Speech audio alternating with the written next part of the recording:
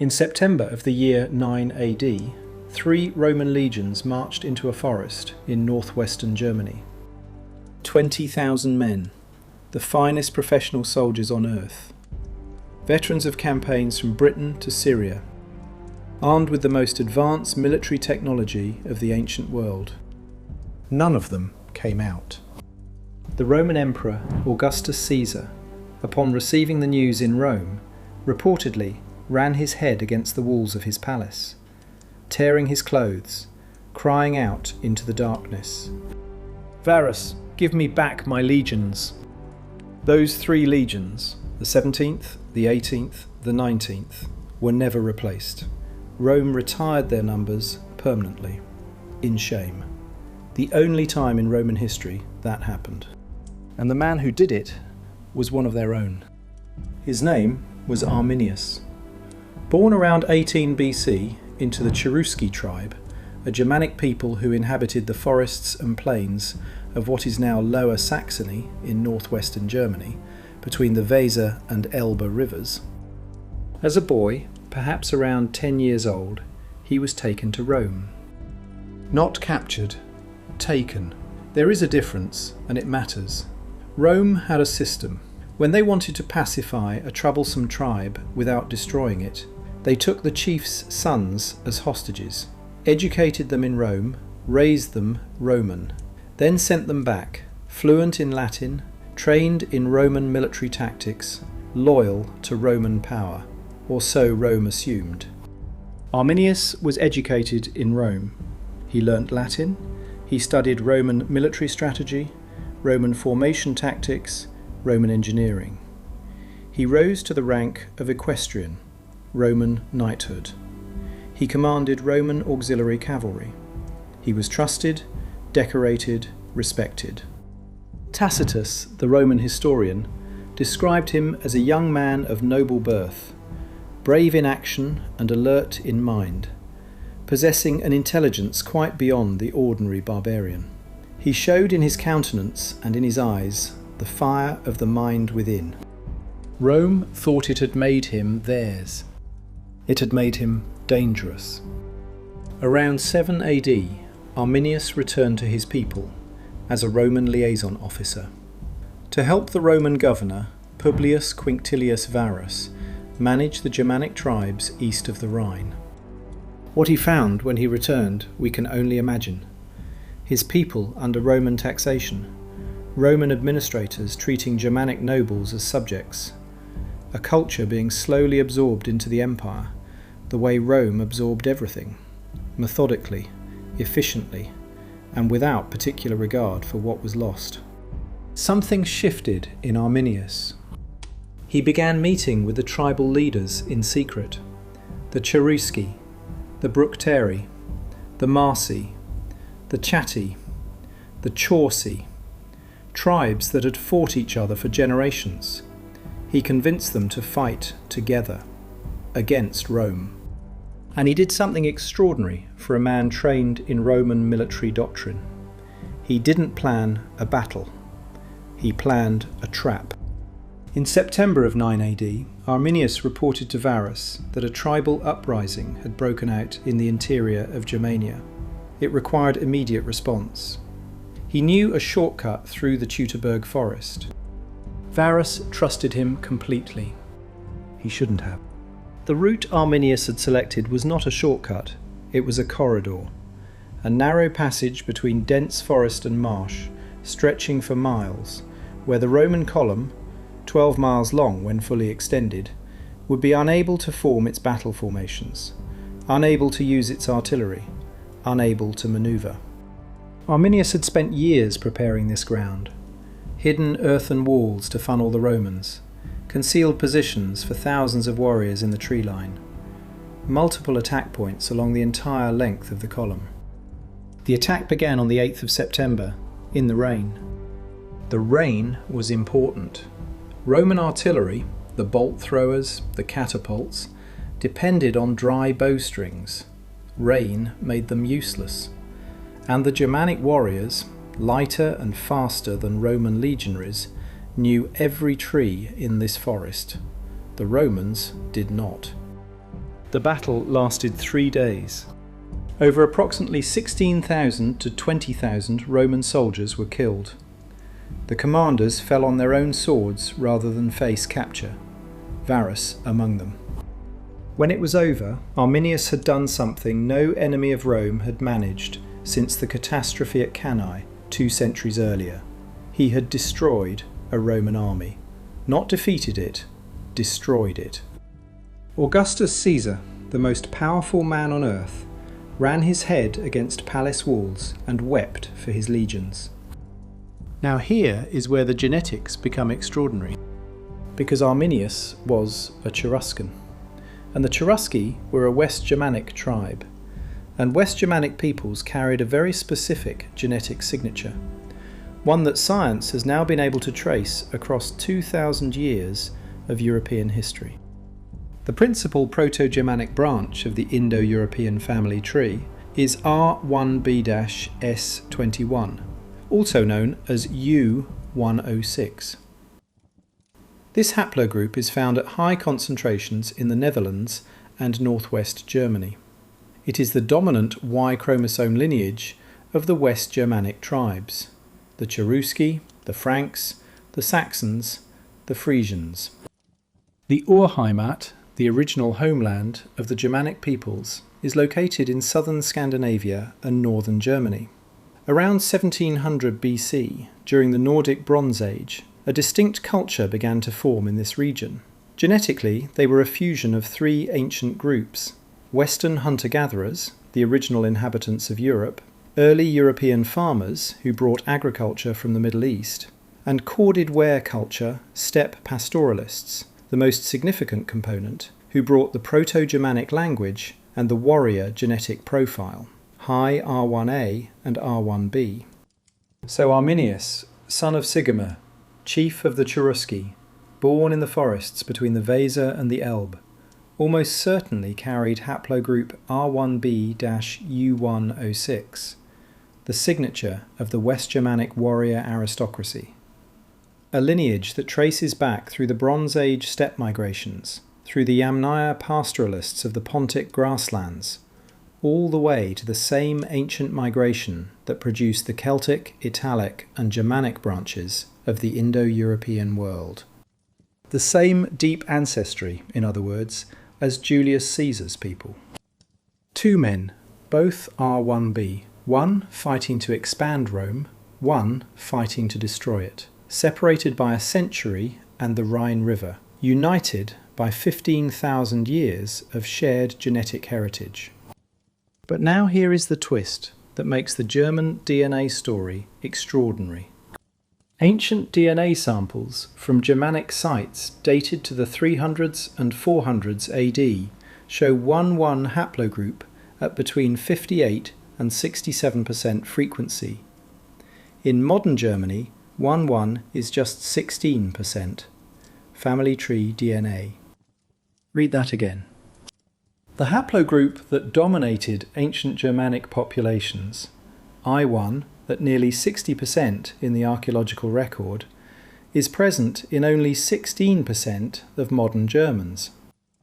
And R1b-U106, the core West Germanic lineage of Arminius's Cherusci, while significant in modern Germany, is distributed very differently from what the Iron Age pattern would predict. Something happened to the genetics of Germany between the fall of Rome and today. Something that reshuffled the entire genetic deck of Central Europe. That something was the migration period. Between roughly 375 and 568 AD, the world came apart. The Huns arrived from the east, a Turkic steppe people of extraordinary military force who drove everything before them. The Goths fled westward into Roman territory. The Vandals crossed the Rhine, marched through Gaul, crossed into Spain, crossed into North Africa, and sacked Rome itself in 455 AD. The Lombards descended into Italy. The Franks moved into Gaul. The Angles and Saxons crossed the North Sea into Britain. The entire population map of Europe was redrawn in under 2 centuries. And each of these migrations brought different genetic profiles into the territories they settled. The haplogroups detected in samples from Germanic tribes during the barbarian migrations show a prevalence of R1b at 55.3% and a consistent percentage of I haplogroup at 26.4%, both I1a and more abundantly I2a2, particularly frequent in the northern Balkans, with a westward gradient in Central and Western Europe. The Slavic expansion from the east brought R1a into territories that had previously been Germanic. The Gothic and Hunnic migrations brought haplogroups from the Pontic steppe and the Balkans. The Frankish expansion mixed Western and Eastern genetic profiles across what is now France and Western Germany. By the time Charlemagne united the Frankish Empire in the 800s, in the territory Arminius had bled to keep Roman free, the genetic population of Germany looked substantially different from the people who had stood in the Teutoburg Forest 8 centuries earlier. And here is the most extraordinary irony of the entire story. The Cherusci, Arminius's own tribe, disappeared from the historical record by 88 AD, less than 80 years after the Teutoburg Forest. The Germanic Chatti tribe conquered the Cherusci in 88 AD, and the Cherusci began to disappear from records as they were absorbed into later Germanic populations, such as the Saxons, Thuringians, Franks, Bavarians, and Alemanni. The tribe that Arminius died to protect was absorbed within a single lifetime of his death. His people were not destroyed by Rome. They were absorbed by other Germanic tribes. The same process of assimilation that he feared Rome would impose on his people underwent anyway, from within. The R1b-U106 lineage of Arminius's people flows through those populations and into modern Germans today. But the Cherusci as a distinct people, as the tribe Arminius called home, for which he trained and schemed and fought and eventually died, ceased to exist within living memory of the man who saved them. There is one more story that needs to be told. Arminius had a wife. Her name was Thusnelda. She was the daughter of Segestes, a Cheruscan noble who remained loyal to Rome throughout the conflict, who repeatedly warned Varus that Arminius was planning a betrayal, who was ignored. After Teutoburg Forest, the relationship between Arminius and his father-in-law became one of the most bitter personal conflicts of the entire war. Segestes, pro-Roman, was besieged by his own tribe for his loyalty. In 15 AD, Arminius's Roman adversary Germanicus, nephew of Emperor Tiberius, sent to punish the Germanic tribes, relieved the siege and freed Segestes. And Segestes handed over his own daughter. Thusnelda was pregnant with Arminius's child. She was taken to Rome. She walked in chains in Germanicus's triumph, the Roman victory parade, in 17 AD. She gave birth to a son in captivity. The boy was named Thumelicus. He was raised in Ravenna. What happened to Thumelicus after that, history does not record. Arminius never saw his son. In 21 AD, 12 years after Teutoburg Forest, Arminius was assassinated by members of his own tribe. The Cherusci, exhausted by constant warfare, had turned against him. His own relatives killed him. He was 37 or 38 years old. Tacitus, the Roman historian who had described him as the fire of the mind within, wrote his epitaph, and it remains one of the most remarkable things ever written by an enemy about their enemy. Arminius, without doubt the liberator of Germany, who had defied Rome not in her early rise, as with kings and peoples before him, but in the height of her power. A Roman, writing that a Germanic chieftain was the liberator of Germany, at a time when the concept of Germany did not exist. Tacitus saw something that his own empire could not afford to admit. that what had happened in the Teutoburg Forest was not a military disaster. It was a turning point in history, the moment when Rome's expansion into northern Europe stopped. The Rhine became the permanent frontier. East of the Rhine, German. West of the Rhine, eventually French. The linguistic and cultural boundary of Western Europe was drawn in blood in those 3 days in September 9 AD. And it has never moved. So what does modern German DNA actually look like? And what does it tell us about Arminius's people? Modern Germans carry a diverse genetic profile, the accumulated result of every migration and conquest that swept through Central Europe over 3,000 years. R1b-U106, the West Germanic lineage of the Cherusci and Franks, at approximately 20 to 25%. The most direct genetic connection to Arminius's world. 1. The ancient Scandinavian and Northern Germanic lineage, at approximately 16%. Once nearly 60% in ancient Germanic populations, dramatically reduced by subsequent migrations.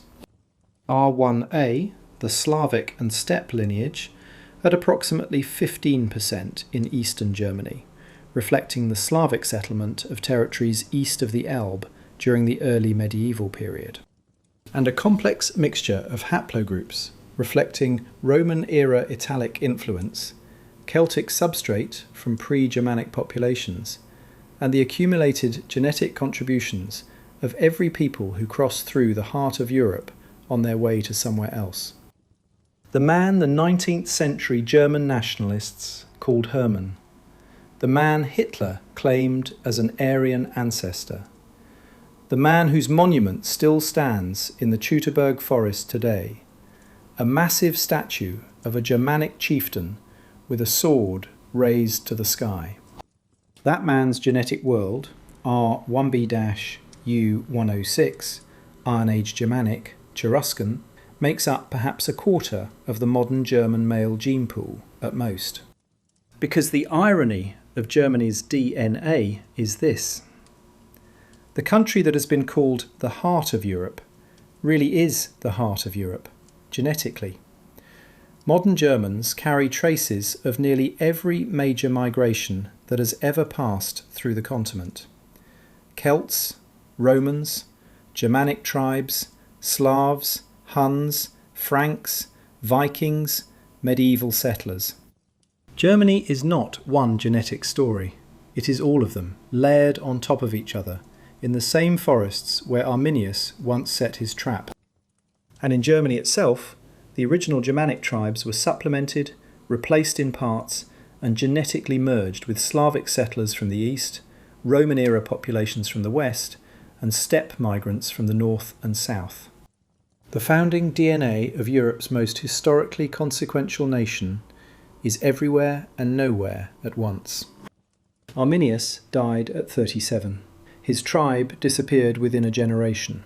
His son was lost to Roman captivity. His wife walked in chains through Rome. But what he did in September of 9 AD echoed for 2,000 years. The legions he destroyed were never replaced. The numbers were retired in shame. Rome never again seriously attempted to conquer the territory east of the Rhine. The Germanic world remained free. That freedom produced the tribes that would eventually break Rome itself. The Visigoths, the Vandals, the Ostrogoths, the Franks, all descended from the same Germanic tribal world that Arminius fought to preserve. He is in the language you speak. He is in the forests that still stand in Lower Saxony.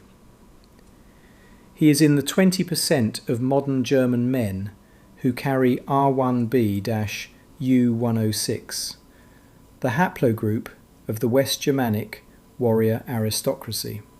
Subscribe for the next DNA mystery, because the story of who we are always starts in a forest somewhere.